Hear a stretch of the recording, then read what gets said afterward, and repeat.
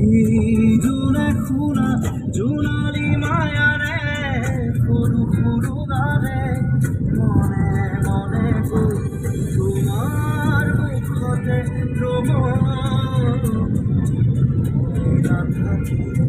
সাজৰ তৰাই মুৰি কথাকে কব মই নাথাকিলে সাজৰ তৰাই মুৰি কথাকে কব মোৰ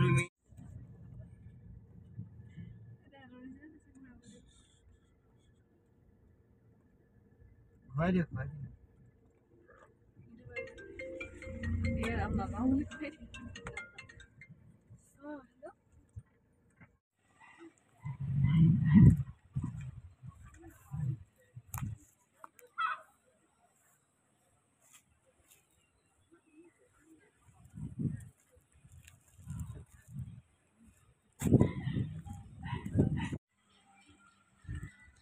এইটোতে আমি সোমাই আহিছোঁ গেটৰ পৰা এইটো মেইন গেটৰ পৰা আমি অলপ সোমাই আহিছোঁ তাৰ প্ৰকৃতি পৰিৱেশটো চাম বুলি ভাবিছোঁ হাই গাইড আপোনাৰ হ'ব আহক ইয়াত ধুনীয়া এটা পৰিৱেশ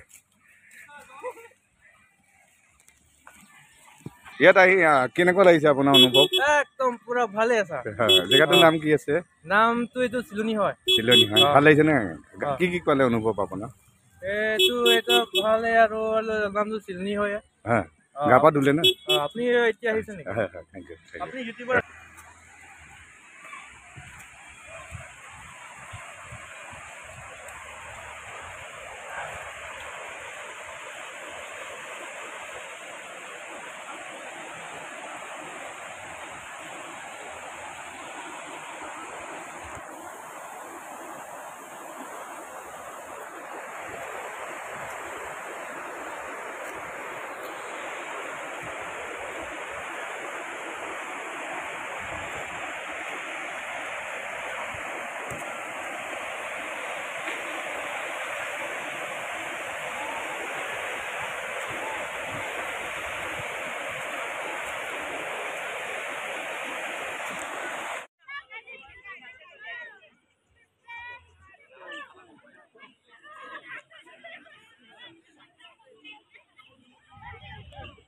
গা পা ধুব পাৰি ধুনীয়া চিলনী বুলি কয় জেগাটোৰ নাম বৰ সুন্দৰ পৰিৱেশ পিকনিক প্লেচ জেগা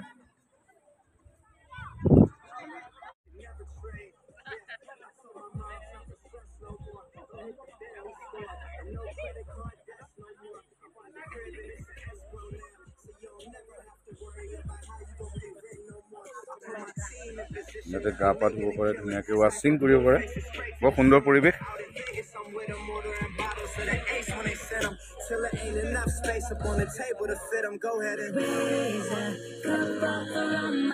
চিলনী বুলি কয় ধুনীয়া পৰিৱেশ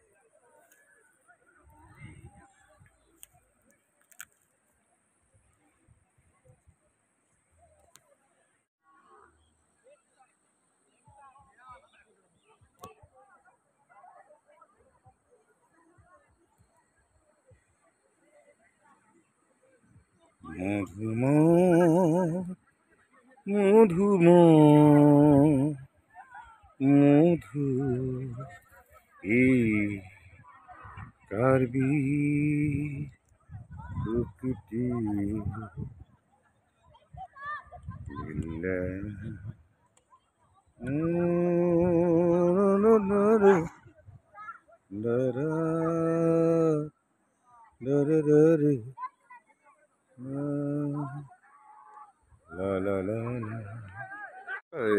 এই জেগাখিনিৰ নাম কি বাৰু? ভাল লাগিছে, ধুনীয়া পৰিৱেশ।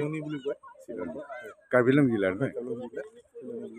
আমাৰ নিৰপল এনেকুৱা যে কিবা অসুবিধা হৈছিলে, সেইখিনি জেগাৰ নাম কি আছিলে? তেখেতৰ নামতে ন? ভুল বুজাবুজি কাৰণে এনেকুৱা এটা হ'ল ন? ইয়াতে পিকনিক প্লেচৰ জেগা ন? এনেই গেটত আমি সোমাই আহোঁতে কিবা এটা পালোঁ, এইটো নামটো কি আছিলে? গেটত সোমোৱাডোখৰ পৰা চিলনী বুলিয়ে কয়। চিলনী কয়। থেংক ইউ, ভাল লাগিলে দেই।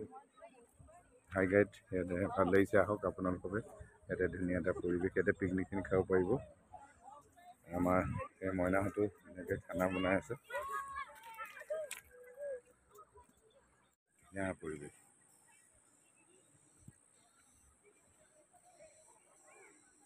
পিকনিক খাবলৈ আহক, আনন্দ লওক, উপভোগ কৰক সুন্দৰভাৱে।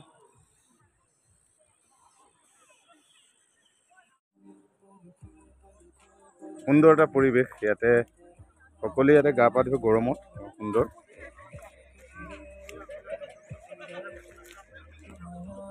আহক।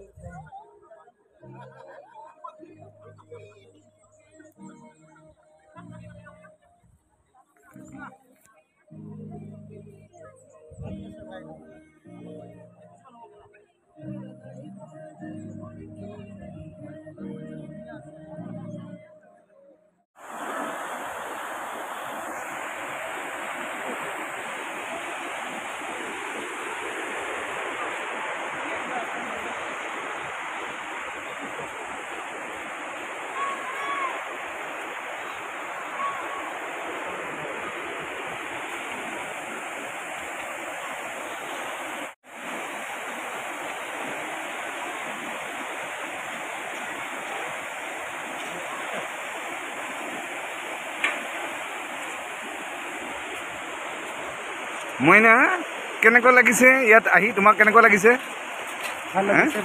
ভাল লাগিছে।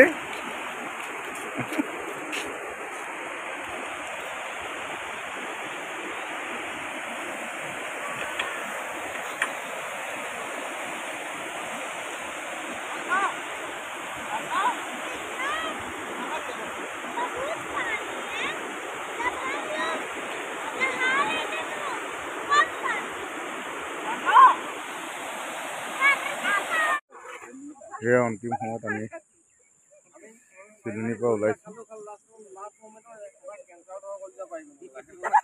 আজি আহি আমি খানা শেষ হৈছে আমাৰ। আপোনাৰ সবে ইয়াত আহি কি অনুভৱ হ'ল, কেনেকুৱা লাগিছে কওকচোন? একদম ভাল লাগিলে। আৰু বাকী অনুভৱটো আমাৰ এইফালে ক'ব। আচলতে আহিলোঁ কাৰ্বি আংলঙৰ মনোৰম যি প্ৰকৃতিৰ সৌন্দৰ্যতা, সৌন্দৰ্য এতিয়া আপোনাৰ গা পাও ধুইছে ন? ভাল লাগিছে না? গা পা ধুইছোঁ, ইমান মনোৰম প্ৰকৃতিৰ মাজত আমি উপস্থিত হৈছোঁহি।